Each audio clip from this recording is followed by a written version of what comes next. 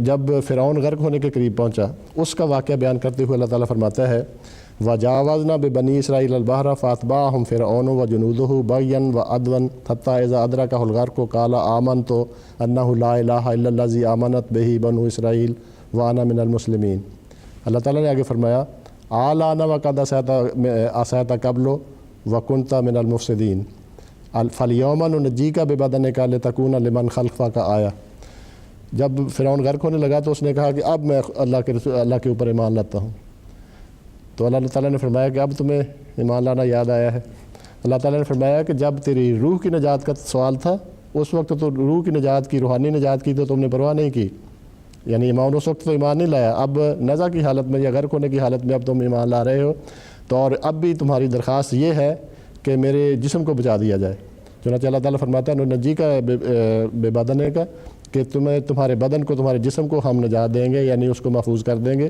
لِتَكُونَ لِمَنْ خَلْفَكَ آیَةً، یہ کوئی کھیل تماشے کے طور پر نہیں بلکہ تاکہ تو آنے والے لوگوں کے لیے عبرت کا ایک نشان بن جائے۔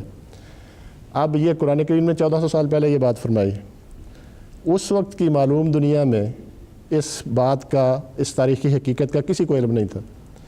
دنیا کے کسی کتاب میں، تورات، انجیل جو لیٹسٹ اس وقت کے ساتھ تعلق رکھنے والی کتابیں تھیں، کوئی ان میں ذکر نہیں تھا۔ دنیا کے کسی عالم کے ذہن کے کسی گوشے میں یہ بات نہیں گزری تھی۔ قرآن کریم ایک اس بات کو بیان فرماتا ہے کہ اللہ تعالیٰ فرماتا ہے کہ تمہارے جسم کو ہم محفوظ رکھیں گے، دنیا میں اس وقت موجود نہیں تھا۔ چنانچہ آج سے تقریباً 150 سال پہلے، 140-50 سال پہلے آ کے یہ اللہ تعالیٰ کا جو ارشاد تھا، فرمان تھا، یہ پورا ہوا جب کہ فرعون کی لاش دریافت ہوئی۔ اب اس میں ایک اور اعجازی پہلو بھی ہے، قرآن کریم کے اعجاز کا ایک اور پہلو بھی ہے، وہ یہ ہے کہ جب اللہ تعالیٰ نے یہ آیت نازل فرمائی اور نبی کریم صلی اللہ علیہ وسلم نے دنیا کے سامنے رکھی، اس وقت اگر کوئی کہتا، یا اس سے لے کے جب تک فرعون کی لاش دریافت نہیں ہو گئی اس وقت تک اگر کوئی کہتا کہ دکھاؤ جی وہ لاش کہاں ہے، تو غالباً کسی مسلمان کے پاس شاید کچھ اس کا جواب نہ ہوتا۔ اب اجازی پہلو اس میں یہ ہے کہ خدا تعالیٰ نے قرآن کریم کے اوپر اعتراض کرنے کی کسی کو ہمت نہیں دی، مہلت نہیں دی، کسی کے دل میں یہ خیال ہی پیدا نہیں ہوا، یہ اعتراض اٹھنے نہیں دیا اللہ تعالیٰ نے۔ چنانچہ آج سے 200 سال 400 سال پہلے اگر کوئی کہتا کہ قرآن کریم میں یہ لکھا ہے کہ اس کا بدن محفوظ رکھا جائے گا، نعش محفوظ رکھی جائے گی، وہ کہاں ہے دکھاؤ ہمیں، غالباً اس کا کوئی جواب نہیں تھا۔ لیکن اب یہ خدا تعالیٰ نے وہ صداقت جو ہے وہ ظاہر فرما دی، یہ ماضی کا تعلق ہے۔ اب یہ دیکھنا ہے کہ یہ علم، یہ بات اگر خدائے واحد عالم الغیب نے نبی کریم صلی اللہ علیہ وسلم کو نہیں بتائی تو اس کا منبع کیا ہو سکتا ہے اس خبر کا؟ جیسا کہ میں نے عرض کیا، دنیا کے کسی کتاب میں، دنیا کے کسی علم میں اس کا کوئی ذکر نہیں تھا۔ اب موجودہ زمانے کی باتیں لے لیتے ہیں۔ چنانچہ قرآن کریم میں فرمایا، اللہ تعالیٰ فرماتا ہے آج کل کی اس وقت کی جو سواریاں تھیں مثلا جو عرب لوگ استعمال کرتے تھے، فرماتا ہے والخیل والبغال والحمیر لترکبوها وزینہ ویخلق ما لا تعلمون۔ فرماتا ہے کہ آج تو تم اونٹوں، گھوڑوں، گدھوں پر یا خچروں کو استعمال کرتے ہو سواری کے لیے یا بار برداری کے لیے، لیکن ایک وقت آئے گا جب کہ وہ سواریاں نکلیں گی جس کا تم آج تصور بھی نہیں کر سکتے۔ چنانچہ وہ نکلی، وہ آج ہمارے سامنے ہے، اور یہ بھی اس وقت کی بات ہے۔ پھر میں اسی بات پہ انسسٹ کرتا ہوں یا ایمفیسائز کر رہا ہوں کہ یہ اس وقت دنیا کے کسی معلوم کتاب یا کسی معلوم علم میں اس کا کوئی ذکر نہیں تھا۔ یہ کس نے بتایا؟ نبی کریم صلی اللہ علیہ وسلم کو، عالم الغیب ہستی نے۔ اور اس کی سچائی کی، اس کے اوپر اس سے زیادہ کیا دلیل ہو سکتی ہے کہ جب اس بات کا کوئی شائبہ تک بھی نہیں تھا، اس وقت یہ بات بیان کی گئی اور آج پوری ہوئی، دنیا ساری اس کو جانتی ہے۔ اب مستقبل کی لے لیں، چنانچہ سورۃ شورا میں اللہ تعالیٰ فرماتا ہے، سورۃ شورا میں اللہ تعالیٰ فرماتا ہے وَمِنْ آیَاتِهِ خَلْقُ السَّمَاوَاتِ وَالْأَرْضِ وَمَا بَيْنَهُمَا مِنْ،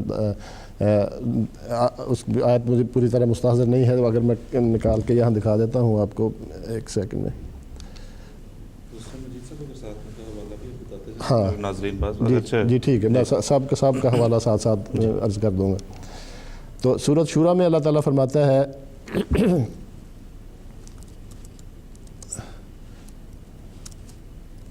ہاں جی وہ ہے وہ قرآن کریم کے وَمِنْ آیَاتِهِ خَلْقُ السَّمَاوَاتِ وَالْأَرْضِ وَمَا بَثَّ فِيهِمَا مِنْ دَابَّةٍ وَهُوَ عَلَىٰ جَمْعِهِمْ إِذَا يَشَاءُ قَدِيرٌ۔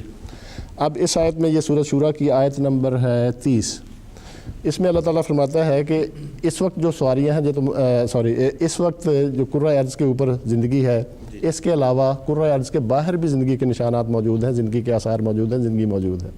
اور پھر میں اسی بات کی طرف آتا ہوں کہ یہ بھی بات جو تھی دنیا کے کسی علم میں، کسی کتاب میں، کسی جگہ موجود نہیں تھی، اشاراتاً بھی کنایاتاً بھی، ہرگز اس کا کوئی اشارہ نہیں ملتا تھا۔ اس وقت نبی کریم صلی اللہ علیہ وسلم فرما رہے ہیں، جو ظاہر ہے کہ اس وقت دنیا کے جو علوم ہے، سائنس کی اتنی ڈیولپ تو نہیں ہوئی تھی، بہت ابتدائی حالات میں تھی۔ اس وقت نبی کریم صلی اللہ علیہ وسلم فرما رہے ہیں کہ اللہ تعالیٰ سے علم پا کر کہ اس کرۂ ارضی کے اوپر اس کے علاوہ بھی زندگی کے آثار موجود ہیں۔ غالباً اس وقت ہو سکتا ہے بہت سارے لوگوں کو اس کی ویسے بھی سمجھ بھی نہ آئی ہو کہ اس سے مراد کیا ہے، لیکن اس وقت کی ہوئی پیش گوئی آج کے سائنسدان، آج کی سائنسی دنیا جو ہے یہ ثابت کر رہی ہے۔ اور زندگی کے آثار آپ جانتے ہیں کہ سائنس نے دریافت کر لیے ہیں کہ اس کرۂ ارضی کے علاوہ بھی زندگی کے آثار پائے جاتے ہیں خارج کرۂ ارض کے۔ اور اس سے اگلا حصہ جو ہے اللہ تعالیٰ فرماتا ہے وَهُوَ عَلَىٰ جَمْعِهِمْ إِذَا يَشَاءُ قَدِيرٌ، کہ ابھی اس کا اگلا حصہ پورا ہونا باقی ہے، اور اس کے بھی اللہ تعالیٰ کے فضل سے آثار شروع ہو چکے ہیں۔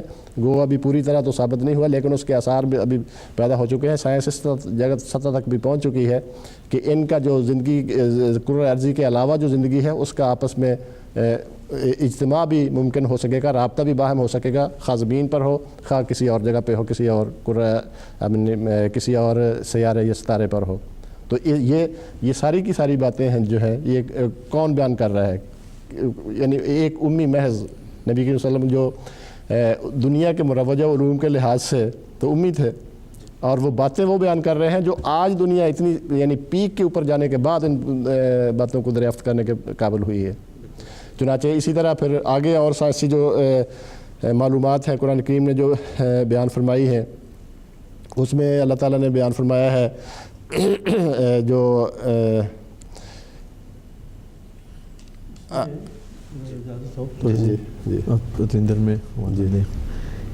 بات اس کو ایک اور رنگ میں بھی دیکھا جا سکتا ہے کہ جب سوال یہ تھا کہ یہ کس طرح ثابت کیا جائے کہ یہ خدا کا کلام ہے۔ بالکل اللہ کی ذات کے متعلق سب مذاہب کی یہی تعلیم ہے کہ اس جیسا کوئی نہیں، وہ بے مثل ہے، بے نظیر ہے، اپنی ذات میں بھی اور اپنی صفات میں بھی، اور اس کے سب کام جو اس کی قدرت سے ظاہر ہوتے ہیں وہ بھی بے نظیر اور بے مثل ہیں۔ یہ لازمی بات ہے۔ جس طرح خدا کی مخلوقات میں آپ دیکھ لیجئے، بنا سکتا نہیں ایک پاؤں کیڑے کا بشر ہرگز، کسی انسان کو یہ طاقت نہیں ہے کہ وہ خدا کی مخلوق کی مانند کوئی بنا سکے۔ اللہ تعالیٰ کی ذات اور صفات جو ہیں وہ بے مثال ہیں، بے نظیر ہیں۔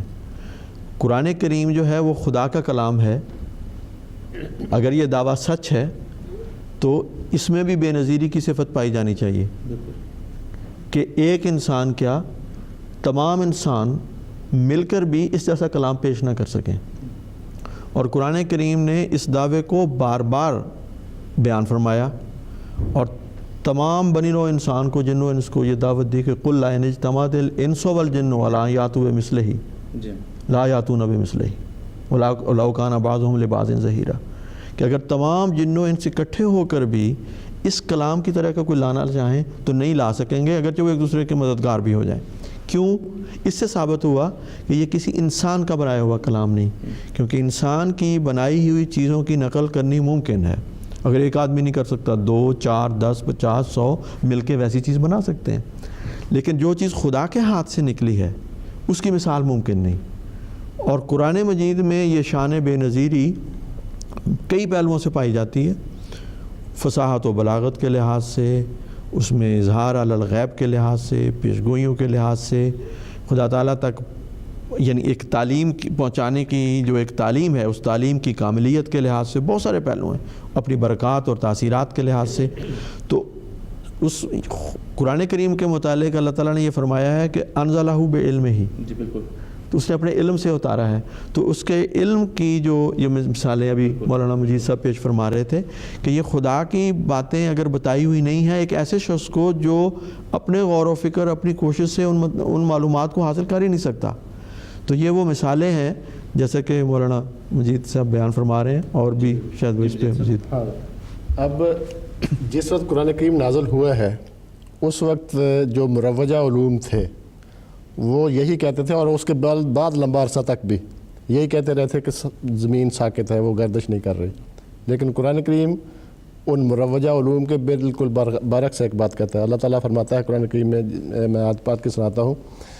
اللہ تعالیٰ فرماتا ہے وَتَرَى الْجِبَالَ تَحْسَبُهَا جَامِدَةً وَهِيَ تَمُرُّ مَرَّ سَحَابٍ صُنْعَ اللَّهِ الَّذِي أَتْقَنَ كُلَّ شَيْءٍ إِنَّهُ خَبِيرٌ بِمَا تَفْعَلُونَ. یہ سورۃ نمل کی 89 نمبر آیت ہے. یعنی اس کا مطلب یہ ہے کہ تم پہاڑوں کو ساکن سمجھتے ہو، یعنی زمین کو ساکن سمجھتے ہو جس کے اوپر پہاڑ یہ قائم ہیں، لیکن یہ چل رہے ہیں. اب جیسا کہ میں نے عرض کیا ہے کہ قرآن کریم وہ دعویٰ کر رہا ہے جو مروج علوم کے بالکل برعکس ہے.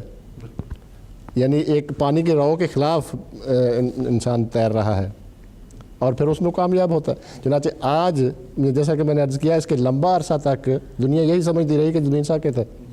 اب آ کے سائنسدانوں نے اس بات کو معلوم کیا ہے. پھر اسی طرح جو